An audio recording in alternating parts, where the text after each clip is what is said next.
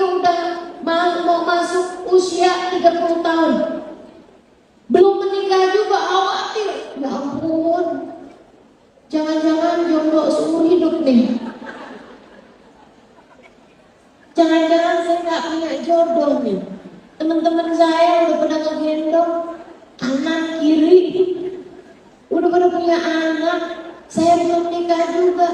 Ya ampun, hilang jodoh kapan terbitnya. Harap-harap cemas, apalagi udah mau puasaan gini nih Bu nih. Terus masuk lebaran, ya Allah, Allahumma inni a'udzubika min tanda-tanda yang suka nanya kapan nikah.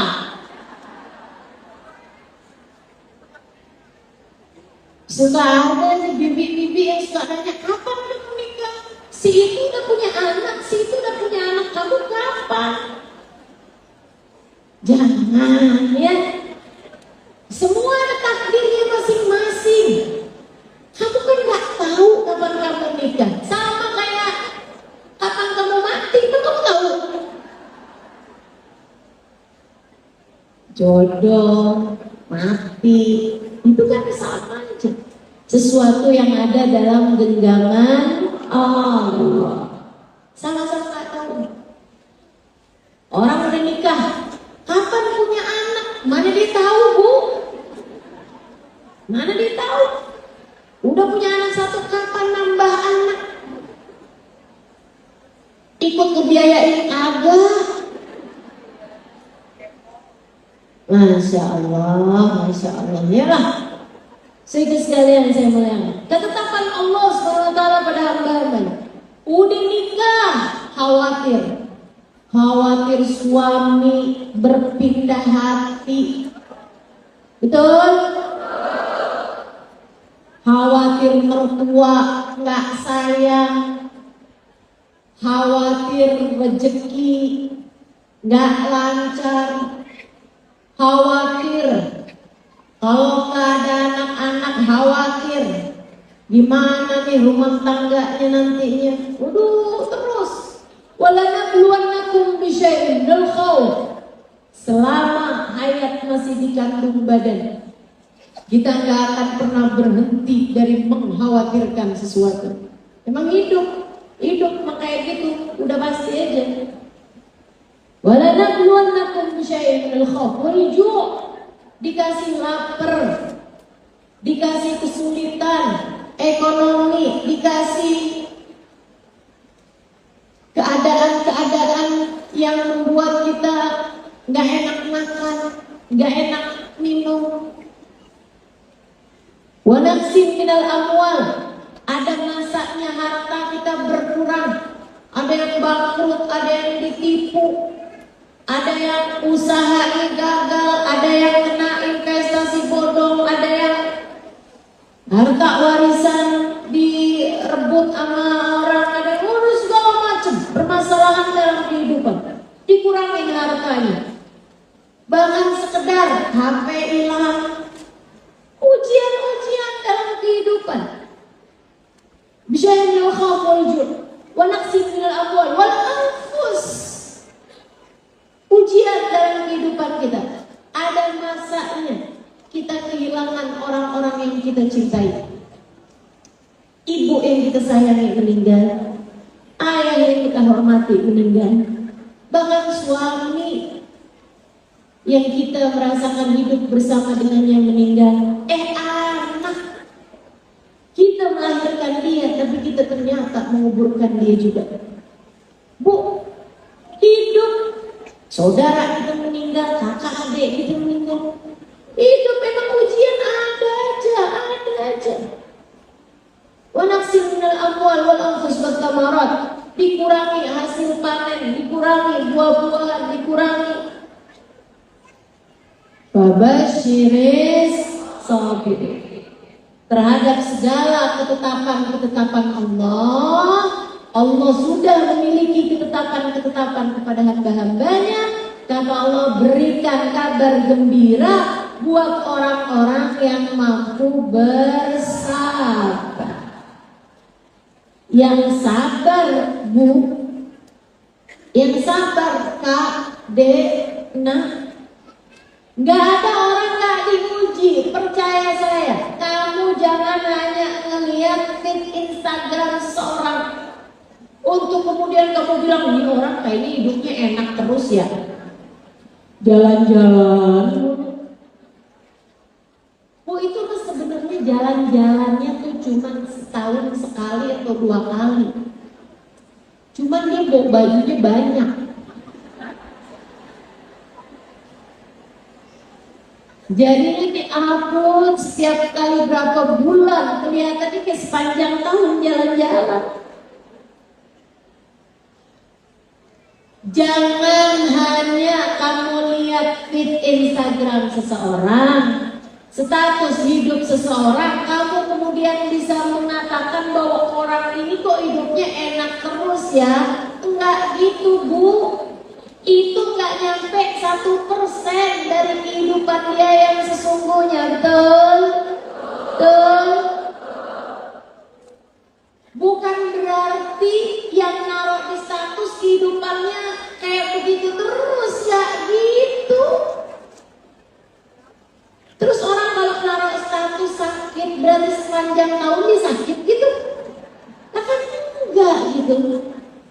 Ibu-ibu sih sekalian saya muliakan, dan yang enggak upload status nih, yang enggak modelannya apa-apa distatusin sama dia tentang hubungan rumah tangganya, bukan berarti rumah tangganya tidak baik-baik saja. Betul gak? Saya emang gak setuju, Bu, sama ibu-ibu yang sukaan main status aja. Mau apa juga, ibu ya? Apalagi yang foto 50 biji, sprek. Masya Allah, Masya Allah. Habis itu diupload satu, udah dikasih filter segala macam. Habis itu masih ditulisin juga, abaikan muka bantal. Wah,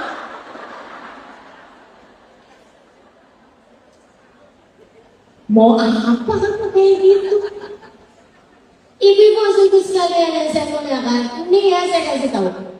Kalau itu adalah sebuah kesenangan, kamu rentan untuk kena hasut dari orang yang menginginkannya tapi Allah nggak ngasih.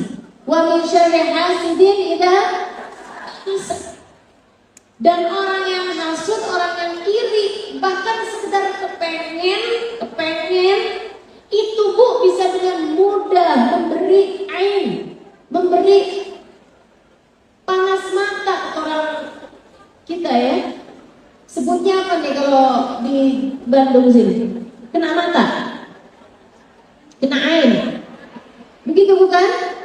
Kata Nabi Muhammad SAW, uktumu hawaijakum bil kitman, ainu ala qada'i hawaijikum bil kitman. Kamu kalau punya apa-apa, punya kesenangan atau punya rencana, punya kebaikan-kebaikan yang kamu harapkan untuk terjadi, tutupi. Jangan diumbar-umbar. Kenapa gitu? Itu dia takut kena mata. Rubu ummati asabatul ain. Kata Nabi Muhammad, 1/4 umatku kena ain. 1/4, Bu, sangat mungkin sekali. Maka ibu-ibu sekalian, kalau itu adalah sebuah kesenangan, daripada kamu mengenyangkan ego dengan mengumbar-umbarnya berupa status yang akhirnya malah bisa jadi penyebab kamu kena air, lebih baik tutupi aja. Nggak usah segala-gala kamu statusin. Ada juga orang, saya tuh suka kalau naruh status tuh Ustazah, bukan yang seneng-seneng terus. Ya kalau saya sedang menderita, innalillahi. Kamu mau berharap apa? Kamu berharap orang kemudian akan ngasihani kamu gitu? Nggak semua orang begitu, Bu. Banyak juga yang nyukurin. Betul? Maka udahlah, nggak usah juga ustazah, saya ustazah kalau naruh status, nggak status kesenangan, nggak status penderitaan ustazah. Terus yang kamu naruh status apa? Status ibadah loh, malah jadi tempat ria. Betul Bu? Alhamdulillah selesai 3 juz hari ini. Indahnya berbuka puasa bersama suami. Jam 3 malam foto sejahtera. Apa coba? Ustazah, jangan salah ustazah, saya mah ikhlas. Maksud saya itu saya mengajak orang-orang untuk beribadah juga ustazah. Biar orang-orang tuh juga ingat sama ibadah ustazah, bukan cuma saya yang solehah, tapi saya juga mengajakin orang-orang juga biar solehah. Enggak gitu caranya. Enggak gitu caranya. Ibu-ibu sekalian yang saya muliakan, Sayyidah Rabi'ah Al-Adawiyah, Rabi'ah Al-Adawiyah, seorang waliyah min awliyaillah, seorang perempuan yang hatinya sungguh-sungguh bersambung dengan Allah Subhanahu wa taala, dengan cinta yang luar biasa kepada Allah. Beliau mengatakan, kullu amalin saleh adhartu asfaqtu. Semua amal saleh yang saya kerjakan dan tampak di hadapan orang-orang, saya menganggapnya gugur. Saya menganggapnya gak ada. Semua amal soleh saya yang orang lain pada tahu, saya nganggapnya kayak gak ada. Kenapa gitu? Kayaknya ria deh saya. Katanya gitu. Kayaknya saya wujud deh. Kayaknya saya gak ikhlas deh. Pokoknya kalau ada amal soleh yang saya kerjain, terus orang-orang pada tahu, udah deh saya nganggapnya kayak belum pernah ngerjain aja. Subhanallah. Dari khawatir hatinya tidak mampu menjaga keikhlasan. Bahkan andai pun ikhlas, ini dengerin, buat yang pada suka update status ibadah, dengerin saya. Ibu-ibu sekalian, amal soleh itu kalau rahasia dengan amal soleh yang zahir, yang kelihatan sama orang, ya, itu perbedaannya 70 kali lipat. Andai sama-sama ikhlasnya,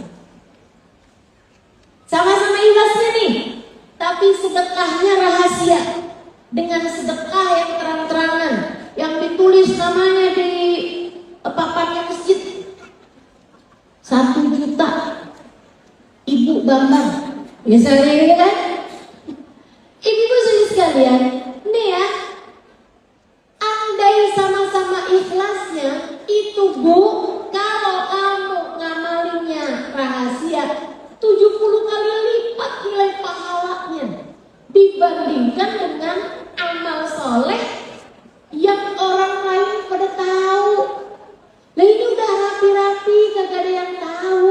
Lah kenapa kamu maunya diturunkan dari 70 kali lipat menjadi 1 kali aja? Hanya karena kamu kepengen validasi dari orang-orang, kamu pengen pengakuan bahwa kamu adalah perempuan yang solehah. Pagi-pagi telepon sama temennya nggak ngangkat-ngangkat, habis itu ngangkat. Kok kamu aku teleponin nggak ngangkat? Itu duha lah, duha.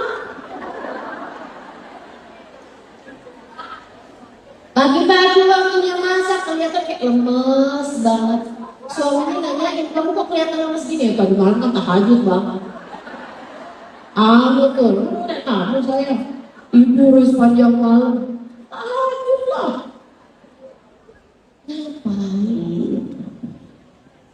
Ayo udah, insyaallah ya, mudah-mudahan jadi hamba-hamba Allah SWT yang merasa cukup dengan pandangan Allah, sehingga tidak berharap lagi pandangan dari manusia. Jangan segala kebaikan yang kamu lakukan kamu umumkan. Biarkan jadi rahasia antaramu dengan Allah SWT. Bu, saya merasa kita nih kalau menzohirkan amal soleh kayak malu banget sama Allah. Begitu kita ngerjain dosa, kayak antara kita sama Allah. Orang lain jangan sampai ada yang tahu. Tapi giliran kita ngerjain pahala, kayak se-RT, se-RW mesti tahu semua gitu. Kalau perlu se-Instagram, se-TikTok semua harus tahu gitu. Status WhatsApp kayak semua orang harus tahu gitu ibadah kita itu. Masa Allah jadi tempat penyimpanan rahasia dosa-dosamu aja? Nggak malu sama Allah SWT? Ya setidaknya lah kalau kamu selama ini menjadikan Allah sebagai penyimpanan dari dosa-dosamu sambil berharap Allah tidak akan membuka-buka aib-aibmu, maka sekurangnya jadikan Allah juga sebagai penyimpanan dari amal solehmu. Biarkan ada zikir, Quran, salat, sedekah yang tidak ada yang mengetahuinya selain Allah SWT. Itu baru adil namanya. Masa Allah cuma buat nyimpen, ya Allah, ini aib saya, ya Allah jangan dibuka, ya Allah aib saya, ya Allah jangan dibuka, ya Allah pokoknya buka, terus gitu doang. Tapi giliran ngerjain amal soleh, jadi status biar semua orang tahu, malu kan sama Allah SWT. Yuk belajar buat jadi hamba Allah SWT yang saleh insyaallah. Amin ya rabbal alamin. Allah punya ketetapan kepada hamba-hambanya. Gak ada ceritanya orang hidup senang semuanya tuh gak ada, Bu. Jadi jangan hanya melihat orang hanya dari sekian persen kehidupannya di media-media sosial. Nggak jadi patokan itu. Paham? Nah kamu juga jangan segala-gala yang ada dalam kehidupanmu kamu jadikan kayak akuarium. Orang zaman sekarang nih ada banyak banget yang hidupnya kayak dalam akuarium. Semua orang bisa nonton, semua orang bisa lihat kehidupannya dia kemana, dia pakai baju apa, dia dapat apa, dia ngerjain apa. Semuanya jadi dipertontonkan sama semua orang. Gak ada. Hidup ini bukan tentang antaramu sama orang lain. Hidup ini adalah tentang antaramu dengan pencipta kehidupan, antaramu dengan Allah, antaramu dengan. Saat diberi nikmat syukuri, saat diberi ujian yang sabar. Itu jalan kehidupan. Selebihnya semua orang hidup pasti ada senangnya, pasti ada susahnya. Pasti. Gak ada ceritanya orang hidup susah mulu, gak ada. Sebagaimana orang hidup senang mulu juga gak ada. Berulang kali saya sampaikan, hidup tidak pernah ideal buat siapapun. Bu, hidup gak pernah sempurna buat siapapun, gak ada. Bahkan kepada manusia ideal, manusia sempurna bernama baginda Nabi besar Muhammad. Nabinya sempurna menjalani kehidupan, tapi dunia tidak sempurna buat Nabi Muhammad. Nabi sakit, Nabi sulit, Nabi miskin, Nabi dihina, Nabi dicaci, Nabi bahkan diusir dari negeri tempat beliau tinggal dan lahir. Tempat beliau lahir dan tinggal puluhan tahun, diusir Nabi Muhammad. Bu, Nabi Muhammad 63 tahun usia beliau, tapi nguburin istri pernah, nguburin anak pernah, kehilangan orang tua tentu saja, bahkan lahir udah gak punya ayah. Nguburin ibu, nguburin kakek yang paling disayangi, tinggal dalam kemiskinan bersama dengan pamannya dan anak-anak pamannya yang sangat banyak. Ibu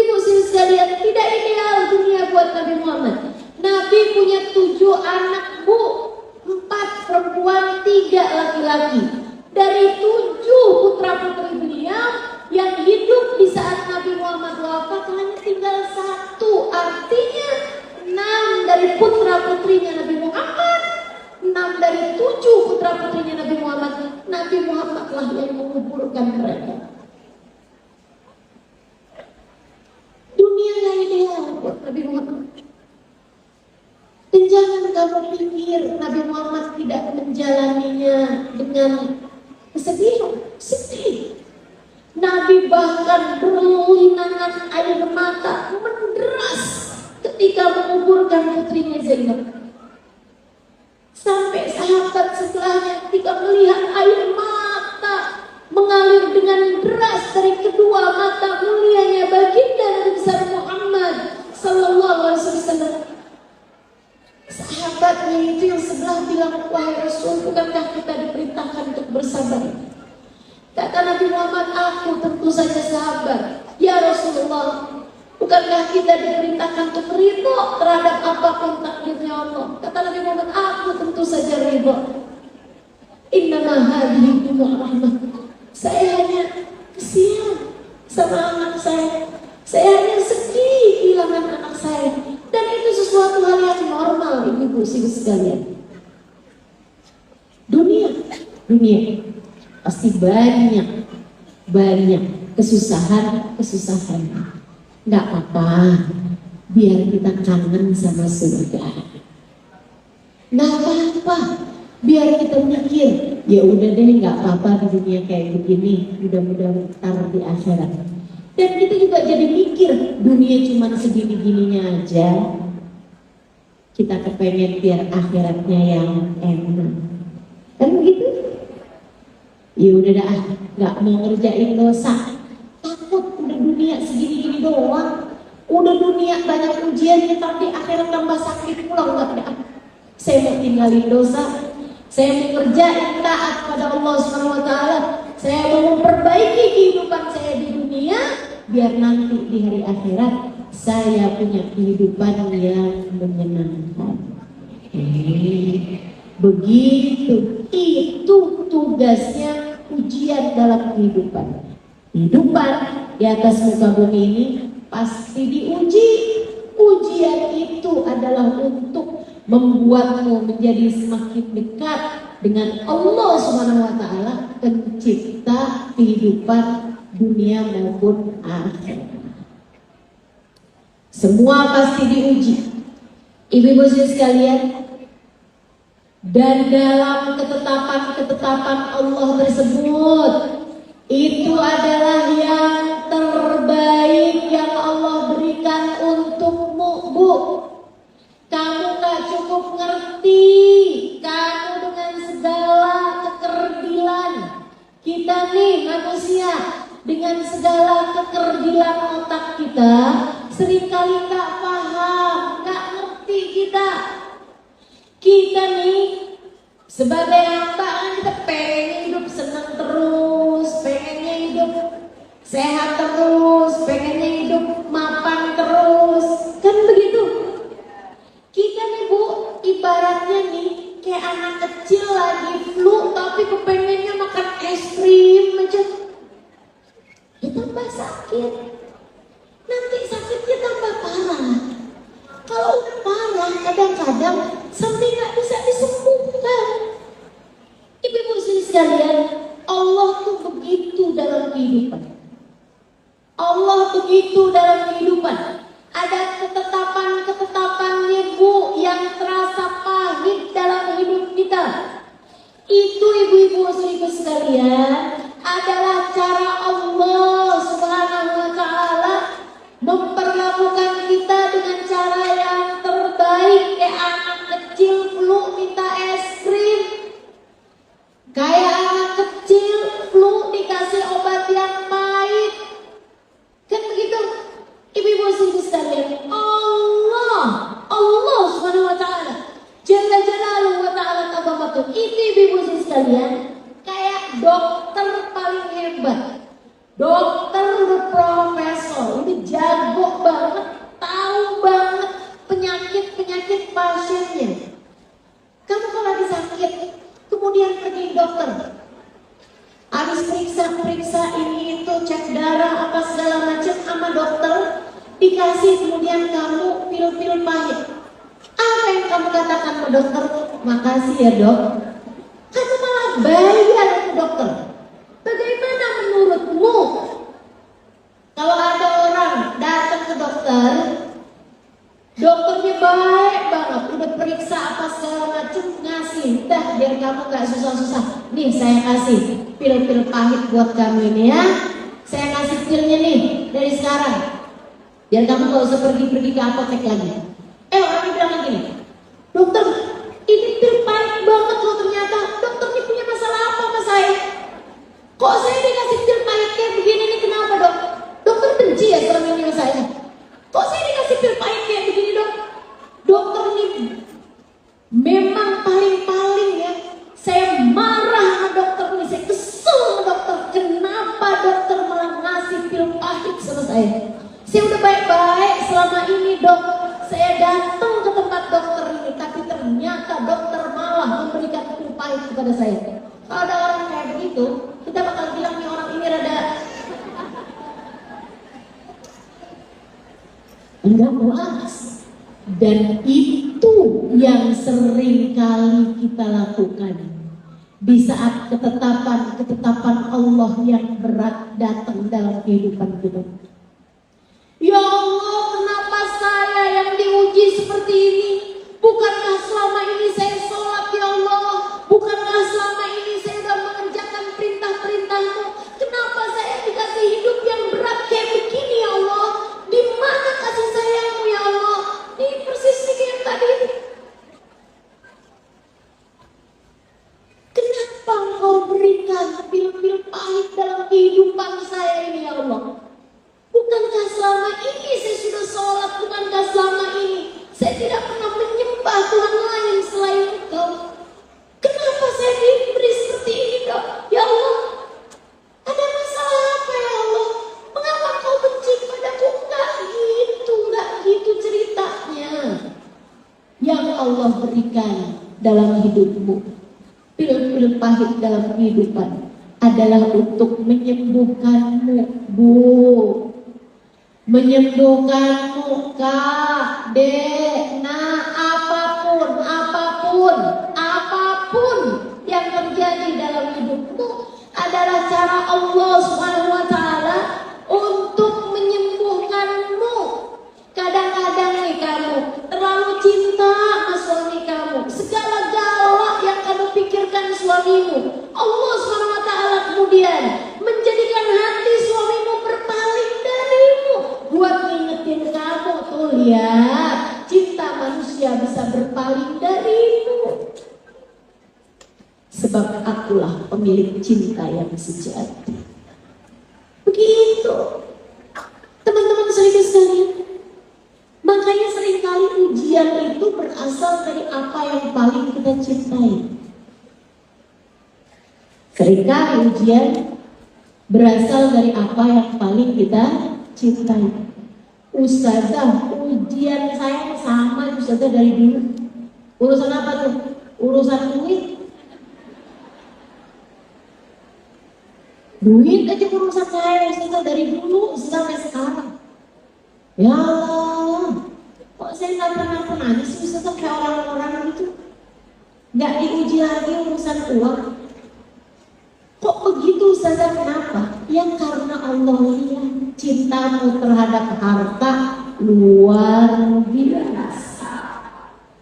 Coba kamu mau urusan harta biasa-biasa aja, nggak akan diuji sampai segitunya. Coba itu. Tapi kok ujian saya tuh katanya kan macam-macam ujian nih Ustazah. Saya urusan harta dulu nih Ustazah. Diuji lagi. Ya itu artinya kamu belum lulus. Jadi ujiannya masih sama aja, remedial. Diremet mulu kamu. Ujiannya diulang mulu. Ustazah, saya mau ujiannya bukan berupa harta, Ustazah. Alhamdulillah kalau itu mah urusan suami Ustazah. Main cewek kalau kelar-kelar. Ya itu kamu cintanya sama suami luar biasa kan. Jadi gimana Ustazah? Kita bisa aja tuh gimana itu tidak yakin. Nggak gitu modelan, terus kamu mau ganti gitu suami yang lain. Belum lagi udah punya anak-anak, anak-anaknya 12 orang. Nah iyalah, nggak gitu ceritanya teman-teman. Ya, nah, kalau kamu ujiannya sama-sama terus, artinya kamu belum mampu melewati itu dengan cara yang terbaik. Kan gitu? Ya belajar. Berarti jawabnya yang kemarin masih belum benar, makanya diuji lagi. Yang kemarin jawabnya nggak benar. Gimana tuh yang kemarin jawabnya? Coba diingat-ingat. Saya labrak sih Ustazah, akan belum benar. Saya ini Ustazah, suami saya punya perempuan lagi, saya juga biar punya laki-laki yang lain. Ya kamu salah jawabnya, gimana mau berhenti ujian? Ayo bismillah. Bismillah. Apapun yang Allah tetapkan adalah yang terbaik. Yang terbaik. Allah yang tahu, Bu. Allah yang tahu. Kita ini kalau dibiar-biarin begini nanti jadi sombong. Kita kalau dibiar-biarin sehat terus nanti jadi sombong. Sama Allah dikasih sakit. Kita kalau dibiar-biarin dicinta terus-terusan nanti sombong. Allah jadikan suami berpaling hati. Ini seperti itu dalam kehidupan. Ibu-ibu sekalian, sama kayak orang badannya lagi panas mesti diademin. Kalau adem badannya kedinginan mesti diangetin. Kayak begitu juga Allah Subhanahu wa taala dalam kehidupan kita di atas muka bumi ini. Dan kadang-kadang pil pahit nggak cukup. Akhirnya sama dokternya disuntik, lebih sakit lagi, Bu. Betul?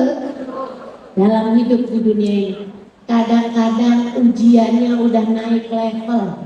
Udah bukan lagi berupa pil-pil pahit dalam kehidupan, tapi udah naik lagi levelnya. Kayak jadi harus merasakan kesakitan, merasakan kepedihan, merasakan saya berada di titik terendah kehidupan, Ustazah. Nah itu dia tuh. Kadang-kadang emang udah dari pil-pil pahit, udah nggak cukup buat ngobatin kita. Allah Subhanahu wa taala kemudian memberikan kepada kita suntikan yang pedih rasanya dalam kehidupan kita di atas muka bumi ini. Dan kadang-kadang penyakitnya terlalu berat sehingga akhirnya nggak cukup dikasih pil, nggak cukup dikasih suntik, Bu, harus dioperasi. Kan begitu? Allah juga kayak gitu. Sama hamba-hambanya itu ada yang dikasih ujian yang lebih berat-berat lagi. Kayak ujian yang baginda kita Nabi besar Muhammad sallallahu alaihi wasallam. Meskipun kalau buat Nabi Muhammad ujian bukan untuk menjadikan beliau mengampuni dosa-dosa atau karena melihat hatinya tidak kepada Allah, melainkan ujian yang datang dalam kehidupan Nabi Muhammad adalah untuk menaikkan derajatnya Nabi kita Muhammad sallallahu alaihi wasallam. Itu sebabnya Nabi Muhammad mengatakan al-bala muwakkalun bil anbiya, tsummal awliya, tsummal adna fal adna. Ujian itu yang paling berat datangnya kepada para nabi, kemudian para wali, kemudian orang-orang soleh, terus ke bawah-bawahnya. Semakin rendah nilai kita, biasanya ujiannya juga segitu-gitu aja lah. Ujiannya ulama biasanya lebih besar, kan gitu? Ujiannya orang besar biasanya lebih besar. Ujian ibu-ibu sih palingan WhatsApp-nya dibales, ya. Palingan tetangga undang-undang orang, kamu gak diundang. Palingan begitu-begitu aja. Ibu-ibu sih sekalian, orang-orang bikin grup WhatsApp pertemanan, kamu gak dimasukin. Karena ujiannya cuma begitu-begitu aja. Jadi mudah-mudahan Allah karuniakan kita kesabaran untuk mampu menghadapi ujian. Sekali lagi, ujian datang dalam hidupmu bukan untuk merendahkanmu, bukan karena Allah benci padamu, tapi justru sebaliknya adalah untuk membuat kita jauh lebih sehat, membuat iman kita jauh lebih sehat, membuat takwa kita jauh lebih naik lagi tingkatannya, membuat iman kita lebih sehat, takwa kita meningkat. Itu maka kamu ketika menghadapi ketetapan-ketetapan Allah dalam hidupmu, belajarlah untuk pandai menerimanya dengan lapang hati, dengan lapang dada, sambil berucap inna lillahi wa inna ilaihi. Ketika kamu mendapati suamimu berpaling hati darimu, ingat inna lillahi. Maksudnya kita sumpahin biar suami kita meninggal gitu Ustazah? Bukan, tapi kita ingetin diri kita, suami kita bukan punya kita, hatinya tidak berada dalam genggaman kita.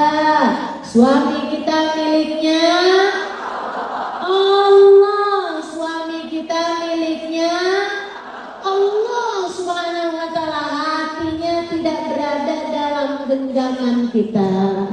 Dan juga sekaligus juga kalau kamu tahu bahwa ketika suami berpaling hati itu sesuatu yang dapat menyakitkan, maka belajar pula untuk jangan tertarik sama suami orang.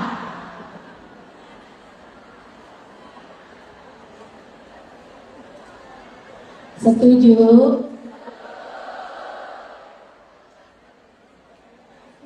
Ya Allah. Yuk, bismillah. Teman-teman sekalian yang saya muliakan. Jadi ujian apapun dalam kehidupan buat mengingatkan kita bahwa segala sesuatu miliknya dan hanya kepada Allah lah sesuatu itu kembali. Ya, hanya kepada Allah sesuatu kembali. Ibu-ibu sekalian yang saya muliakan, yang terakhir, belajar ridho sama keputusan Allah SWT. Kenapa? Karena perlakuan Allah kepada kita mirip saja dengan perlakuan kita kepada Allah. Saya ulangi ya, kita harus ridho dengan ketetapan-ketetapan Allah. Kenapa? Karena satu, Allah itu kepada hamba-hambanya yang punya ketetapan-ketetapan. Kalau kamu berusaha untuk selalu berlari dari ketetapan-ketetapan Allah, hidupmu akan menderita. Kalau kamu gak terima sama ketetapan-ketetapan Allah, hidup kamu akan menderita. Ini yang pertama yang tadi telah saya sampaikan. Kemudian yang kedua, kamu pahami bahwa apapun yang Allah tetapkan adalah yang terbaik. Sebab kita ini sebagai manusia gampang sombongnya, Bu. Kita sebagai manusia ini gampang jumawanya, gampang merasa besarnya. Jadi ujian-ujian dalam kehidupan kita, ketetapan-ketetapan Allah terutama yang pedih, yang sakit, yang pahit dalam kehidupan kita adalah cara Allah SWT mengingatkan kita betapa lemahnya kita, mengingatkan kita betapa dunia memang bukan tujuan dalam kehidupan kita, mengingatkan kita bahwa segala sesuatu adalah miliknya Allah. Yang terakhir, ibu-ibu sekalian, kita harus ridho sama ketetapan-ketetapan Allah SWT. Kenapa? Sebab perlakuan Allah kepada kita mirip sama bagaimana perlakuan kita kepada Allah. Kata Nabi Muhammad, man radiya falahu ridha wa man sakhita falahu sukhut. Siapa yang ridho sama ketetapan Allah, Allah pun ridho sama dia. Dan siapa yang gak ridho sama keputusan-keputusan Allah, Allah pun gak akan ridho kepada dia. Kata Allah dalam hadis qudsinya, man lam yarda bi qada'i, siapa yang gak ridho sama keputusanku, falyatruk rabban siwaya, silakan cari Tuhan selain selain aku. Ancaman dari Allah. Artinya orang kalau suka nggak terima sama ketetapan-ketetapan Allah, seringkali Allah cabut iman yang ada dalam hatinya. Na'udzubillah. Yang ridho, biar Allah juga, biar Allah juga yang ridho. Kalau ada orang yang kita sayangi meninggal dunia, kita bisa bilang, saya sayang sama dia, tapi Allah lebih sayang lagi sama dia. Ya Allah, jagalah dia di sisimu. Bahagiakanlah dia ya Allah. Tak ada yang dapat melakukannya selain Engkau. Gitu. Kamu punya anak meninggal dunia, kamu bisa bilang sama Allah, ya Allah, saya sedih, saya ditinggal anak saya, karena saya sayang sama dia. Tapi saya tahu ya Allah, Engkau sebagai pemiliknya lebih sayang lagi sama dia. Ya Allah, saya sekarang tidak dapat melakukan apa-apa untuk membahagiakan hatinya. Engkaulah yang dapat melakukannya. Maka aku mohon padamu ya Allah, bahagiakanlah anakku di sisimu.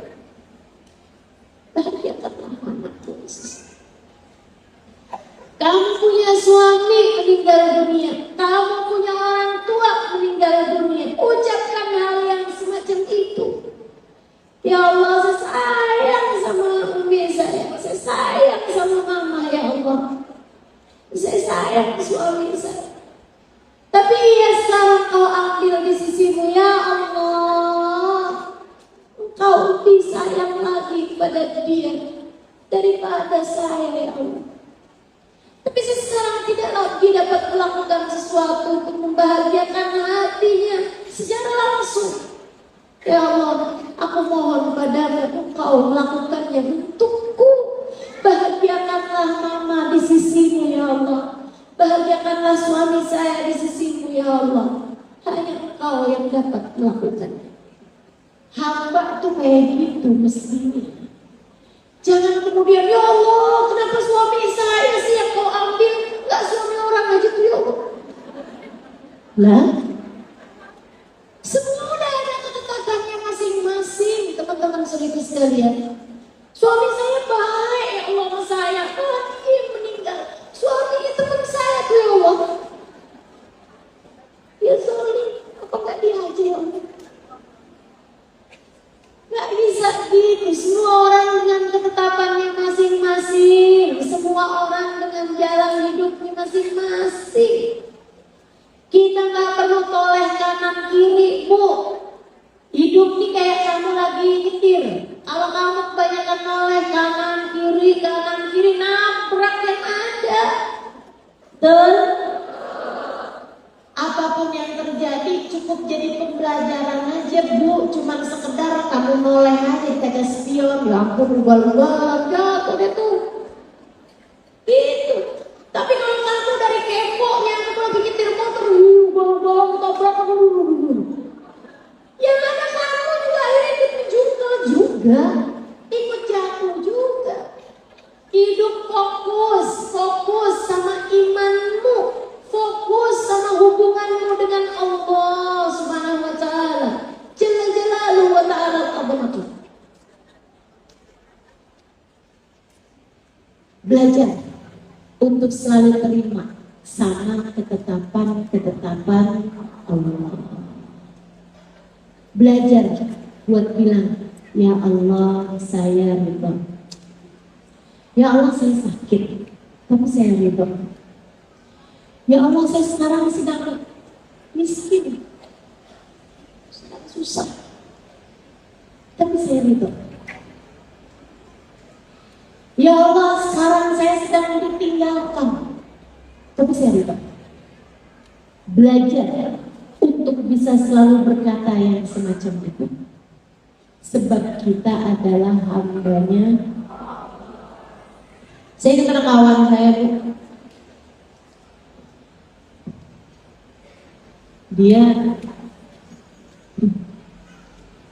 di Jakarta berapa lama, habis itu pulang ke rumahnya. Malam itu dia nyampe ke rumah, anaknya yang lagi mondok pesantren telepon. Mamanya nanya, kenapa nak telepon, ada kepentingan apa? Gak ada mak, kangen aja. Mama gimana kemarin di Jakarta? Seneng, masih.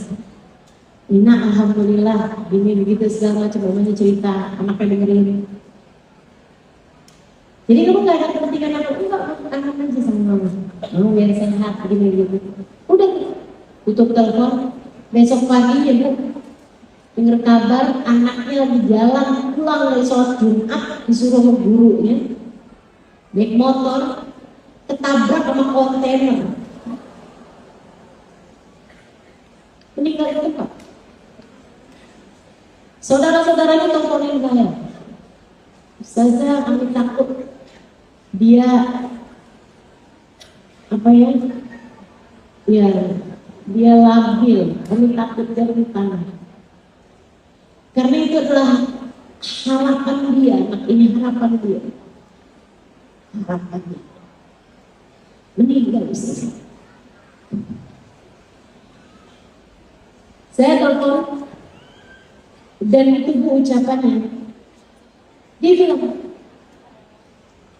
ya Allah saya ridho, saya hanya kaget.